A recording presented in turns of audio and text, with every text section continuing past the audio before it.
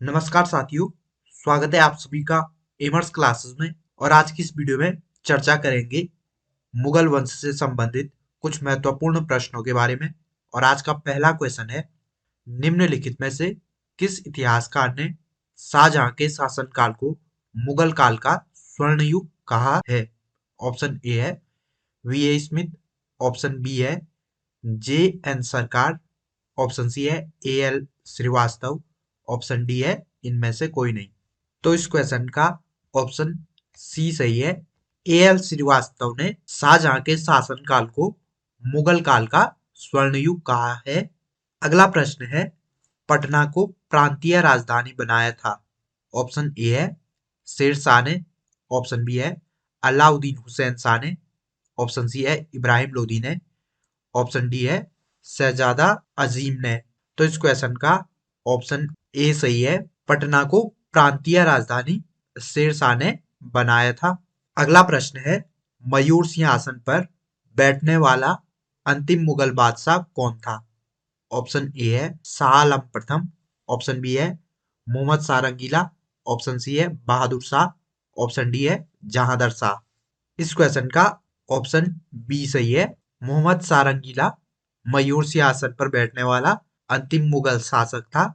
मोहम्मद शाह रंगीला के समय नादिर शाह ने भारत पर आक्रमण किया था और करनाल के युद्ध में मुगल सेना को हराया था, तथा जब वह वापस जा रहा था तो अपने साथ मयूर सिंहासन और कोहिनूर हीरे को ले गया था। अगला प्रश्न है, पानीपत के प्रथम युद्ध में बाबर की जीत का मुख्य कारण क्या था? ऑप्शन ए है उसकी घुड़सवार सेना, ऑप्शन बी है उसकी सैन्य कुशलता, ऑप्शन सी है तुलुगमा प्रथा, ऑप्शन डी है अफगानों की आपसी फूट। तो इस क्वेश्चन का ऑप्शन बी सही है।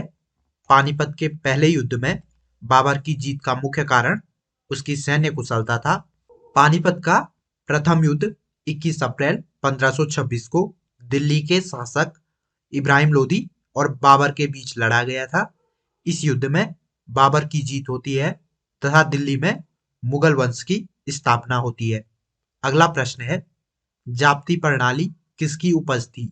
ऑप्शन ए है गयासुद्दीन तुगलक, ऑप्शन बी है सिकंदर लोदी, ऑप्शन सी है शेर शाह, ऑप्शन डी है अकबर। तो इस क्वेश्चन का ऑप्शन सी सही है। जाप्ती प्रणाली शेर शाह की उपज थी। जाप्ती या जप्ती मध्यकाल में भारत में भूमि राजस्व के निर्धारण की एक पद्धति थी।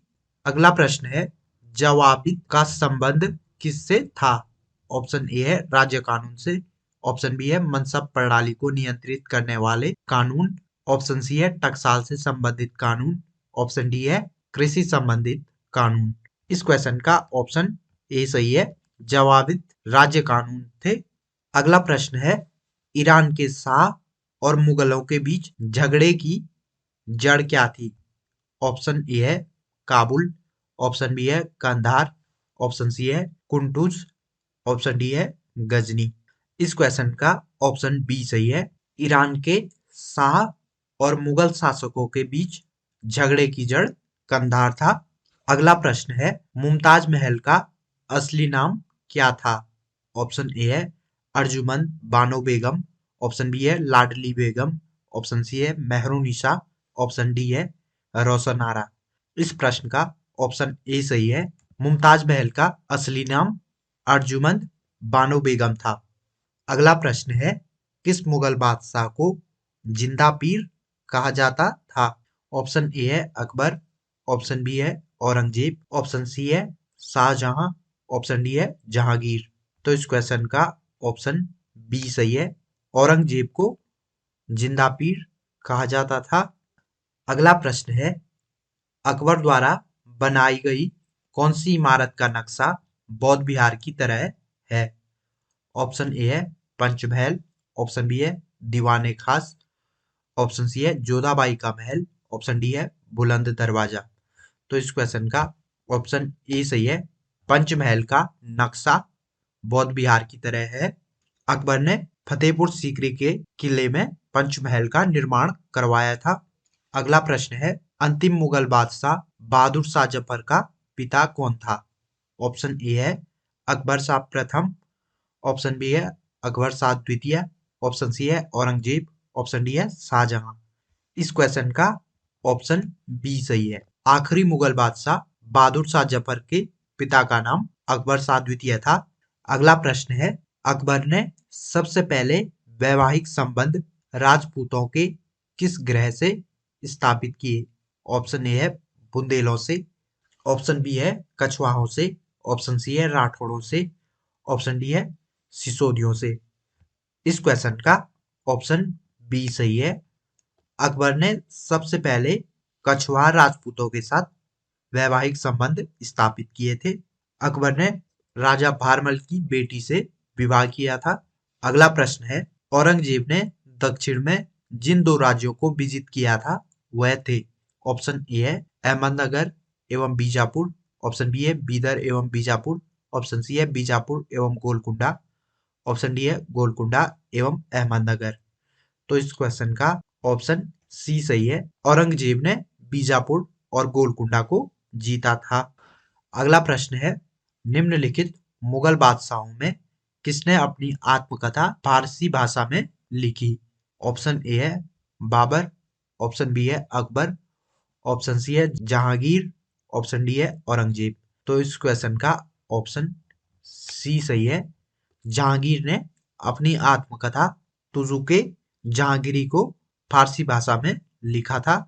अगला प्रश्न है, मुगलों ने नवरोज या नौरोज का त्योहार लिया। ऑप्शन ए है पारसियों से, ऑप्शन बी है यहूदियों से, ऑप्शन सी है मंगोलों से, ऑप्शन डी है तुर्कों से। तो इस क्वेश्चन का ऑप्शन ए सही है। मुगलों ने नवरोज का त्योहार पारसियों से लिया था। नौरोज फारसियों के नए साल का पहला दिन होता है। अगला प्रश्न है, कौन सा मकबरा द्वितीय ताजमहल कहलाता है? ऑप्शन ए है अनारकली का मकबरा, ऑप्शन बी है एतमाद उद्दौला का मकबरा, ऑप्शन सी है बीबी का मकबरा, ऑप्शन डी है इनमें से कोई नहीं। तो इस क्वेश्चन का ऑप्शन सी सही है। बीबी के मकबरे को द्वितीय ताजमहल कहते हैं।